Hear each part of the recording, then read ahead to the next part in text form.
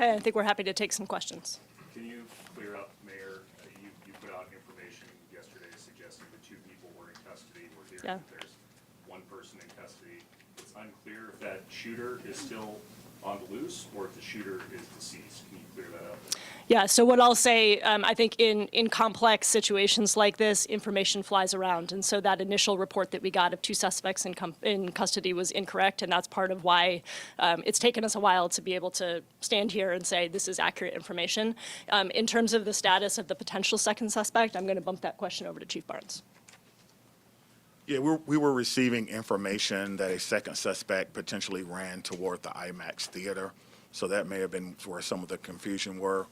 We use our SWAT team as well as other resources to slowly and meticulously search that area just in case someone was hiding out there. We did not find anyone. In fact, that search really ended probably about 15 minutes before the press conference last night, which could be one of the causes of the delay that you spoke about earlier. So is there a second shooter on loose right now? There is a second shooter. We're trying to identify who that person is.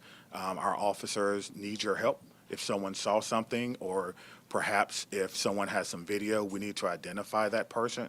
We do believe that there was an exchange of gunfire. We have 1 person in custody that our officers took into custody. We need to figure out who that other person is. Chief, you know that people are angry that this was 5 hours that your department waited to tell people that there is a shooter on the loose. Why wait 5 hours to tell people? And then here we are 17 hours later and you still don't have that person. Yeah, again, you're right. We do not have that person in custody, but we wanted to get it right. Again, we were searching the IMAX theater. It was possible that that person could have ran in there. If that person would have been taken into custody, that would have been our second shooter. But we're still looking for it. We understand that people are angry. You should be. Everyone should be angry. But with that anger, you should also be asking yourself, what can I do to prevent this? We have to start partnering together. We have to start working together on this issue of gun violence and getting information out and providing opportunities for people so that things like this do not happen. If I had, really a crystal ball, it would be that we could work with our young people, work with our groups, and make sure that they understand that this is not the way to go. This incident affected a lot of people. Internally, people who visited our amazing city.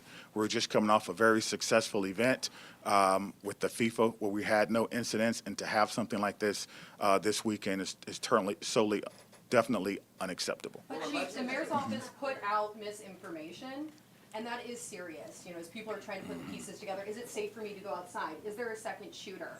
Do you take that seriously? And this question would go directly to the mayor. What can be done to assure that never happens again? Well, let me say this. Right. Let me say this. Yes, we take our jobs very seriously.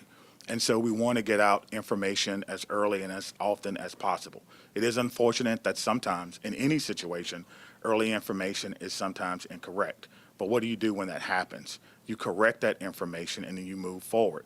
How do we get better?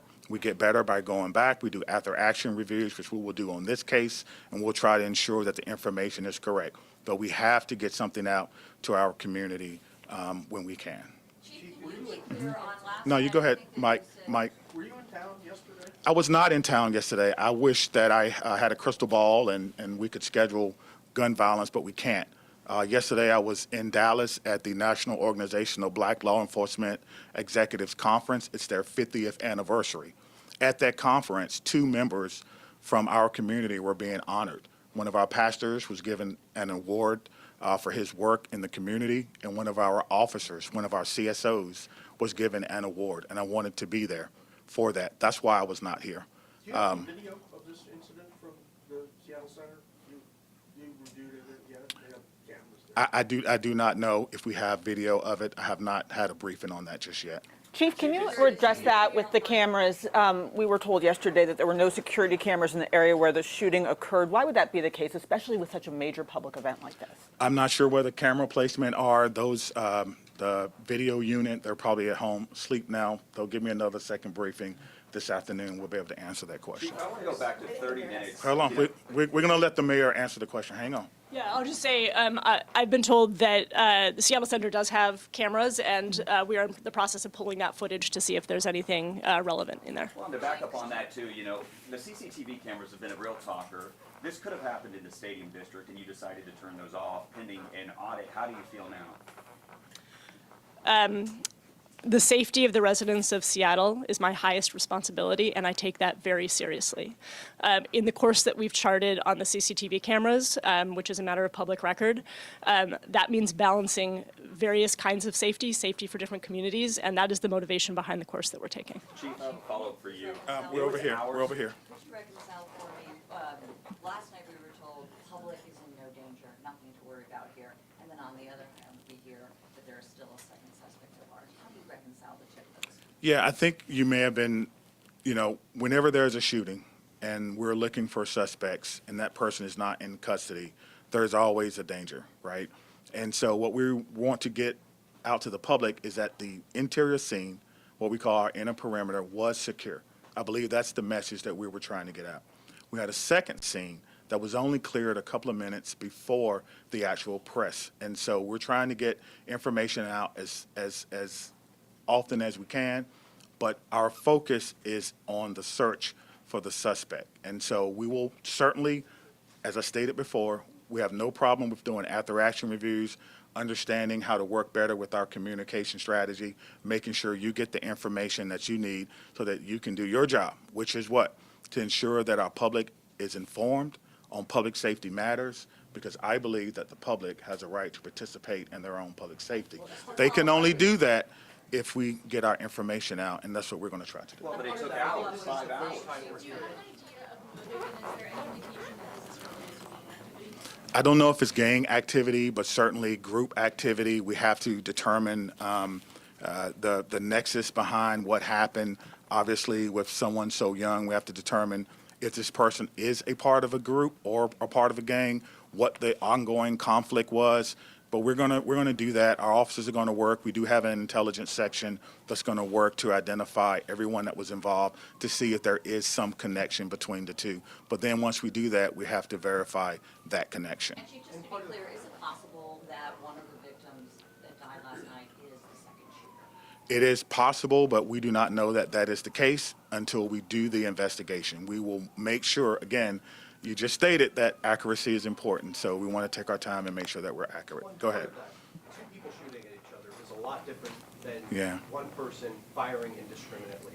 I think this is the first time we're hearing that 17 hours later. What commitment do you all make as elected leaders to make that transparency earlier in the process so people aren't waiting 3 to 5 hours without any sort of clarity? Yeah, I'll just reiterate that there's a tension here between providing information quickly and providing information accurately, right? So if we had been reporting up to the minute everything that we were hearing in the swirl that happened last night, there would have been a lot of inaccuracies out there that would have confused people and that we then would have had to correct. So we are managing this tension, and we are doing the best that we can to provide accurate information in a timely manner without increasing confusion. Is there a reason Seattle alert wasn't used?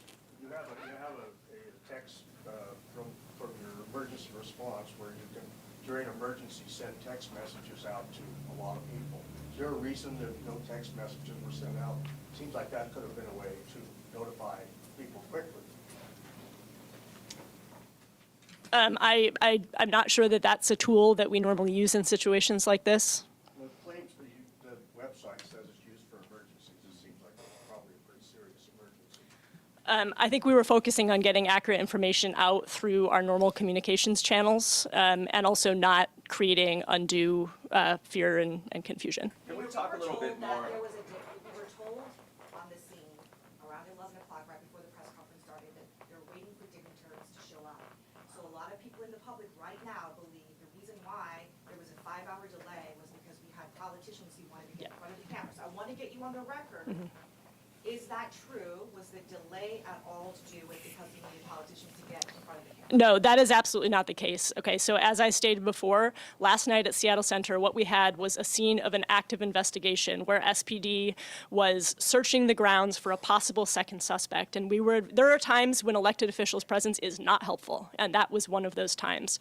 We don't want our law enforcement distracted taking care of elected officials when they have work to do. There was So. no direction from Governor Ferguson's office or Camilla Drapel's office to wait to do the press conference until they got to the scene. As soon as we coordinated with SPD and agreed that it was time to talk to the media, as soon as we knew that we were going to be doing that, I and Governor Ferguson and Congresswoman Jayapal arrived on the scene within minutes. So you can say his office unequivocally did not tell you to wait?